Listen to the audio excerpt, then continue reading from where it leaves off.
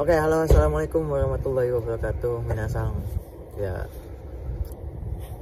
ohayo gozaimasu. Sekarang udah siang ya. Konnichiwa. Asli dingin banget. Ya, teman-teman, akhirnya gue udah bisa ngevlog lagi ya. Walaupun ini maaf kata ya, vlog gue tanpa diedit dulu karena gue kondisinya ini masih di Senta. Senta itu apa bang? Senta itu jadi kayak pusat pelatihannya ketika kita udah sampai di Jepang. Itu khusus untuk magang ya.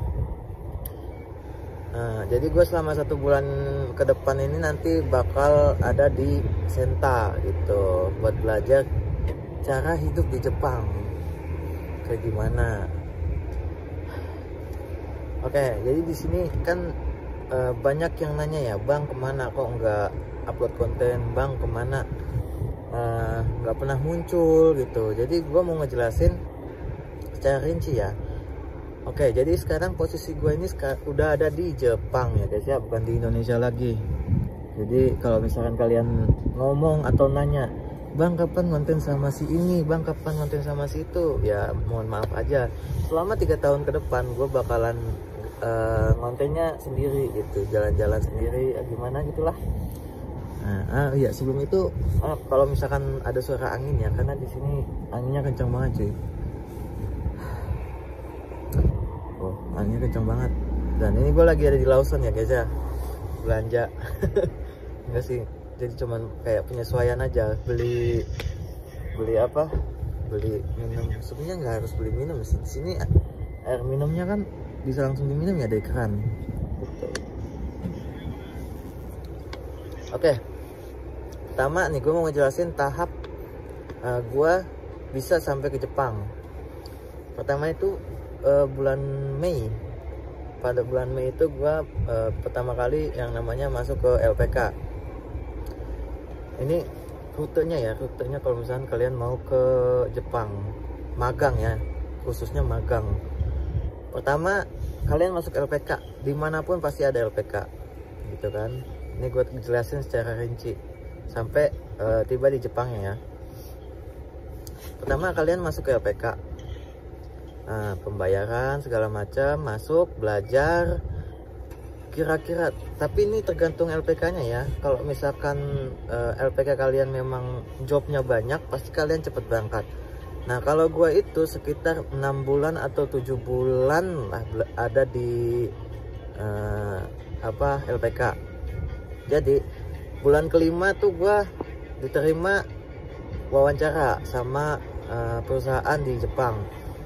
Gue wawancara langsung di Jakarta, alhamdulillahnya lolos, dan nunggu sampai 2 bulan untuk apa, kalau misalnya kalian di Jepang kan butuh yang namanya surat izin tinggal. Jadi namanya COE itu yang paling penting ya. Jadi kalian tanpa COE itu nggak bisa berangkat ke Jepang. Nah setelah dari LPK, nah LPK kalian kalau misalkan udah sending operation itu bisa langsung pelatihan atau diklat di LPK kalian. Tapi kalau belum mungkin di LPK yang udah SO gitu. Nah gue pemantapan sebelum berangkat itu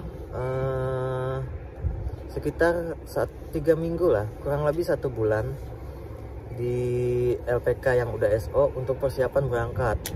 Nah itu total kan sampai berangkat itu gue 7 bulan kan ya, 7 bulan. Terus ya udah, dari gue nunggu dari keterima job sampai nunggu COE nya turun itu sekitar 2 bulanan ya, 7 bulan lah total gue ada di LPK. Setelah itu ya udah kita berangkat. Nah, itu secara singkat ya. Nah untuk biayanya berapa bang? Banyak yang nanya nih, untuk biayanya berapa bang kalau misalkan mau magang ke Jepang?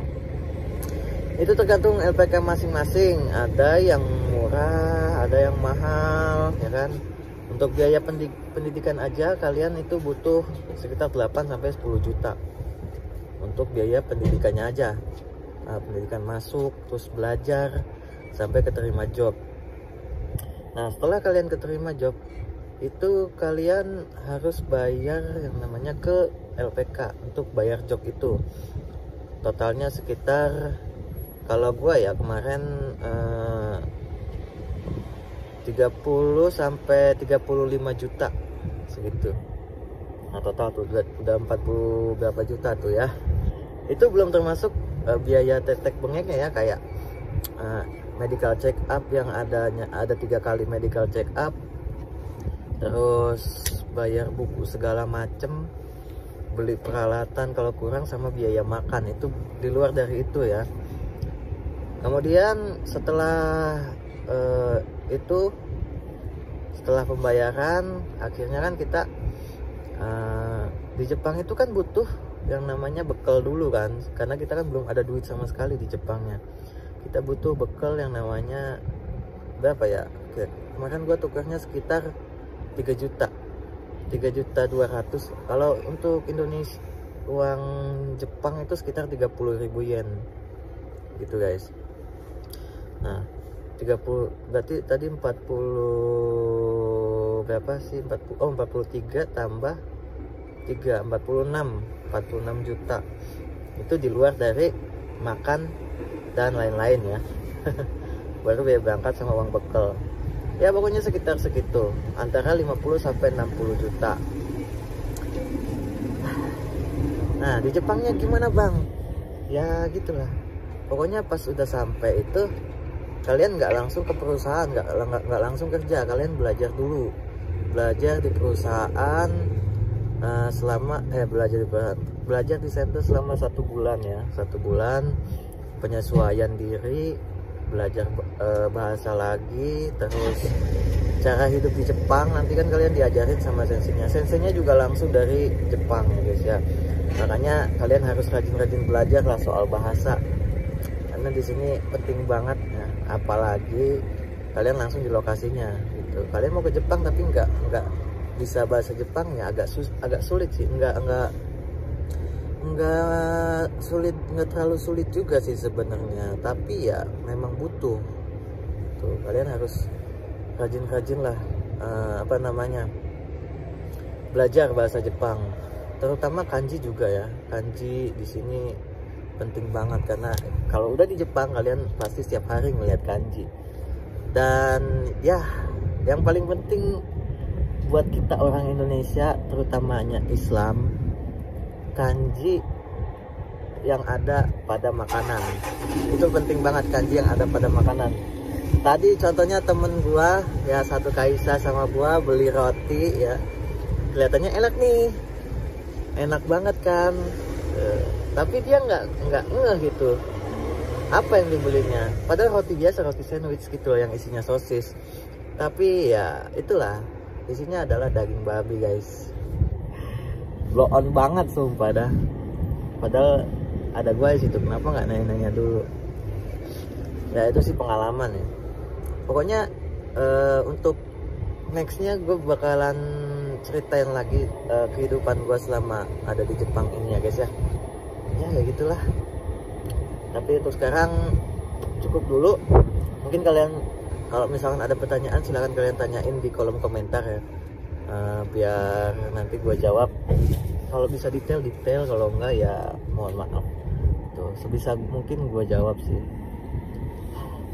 Dan sekali lagi mohon maaf banget, videonya cuman kayak ngobrol-ngobrol gini dulu ya untuk sementara. Gue rekamnya pakai handphone. Kenapa bang nggak pakai kamera? Karena GoPro gue tinggal di Indonesia. Terus untuk laptop gue masih belum berani pakai listrik di apatonya Senta, karena takutnya kan bayar tagihan listriknya mahal. Jujur guys, mahal banget listrik, air segala macamnya. Wah pusing dah kalian kalau misalnya kesini. Pokoknya harus bisa hemat. Kalau bahasa Jepangnya itu denkiya mizunado setsuyaku shimasu, menghemat listrik, air dan sebagainya. Itu paling penting buat menghemat di di Jepang. Di sini makanan mahal-mahal soalnya. Udahlah, cukup segitu dulu aja ya guys ya. Sampai jumpa di video selanjutnya. See you next time. Gua Ayung.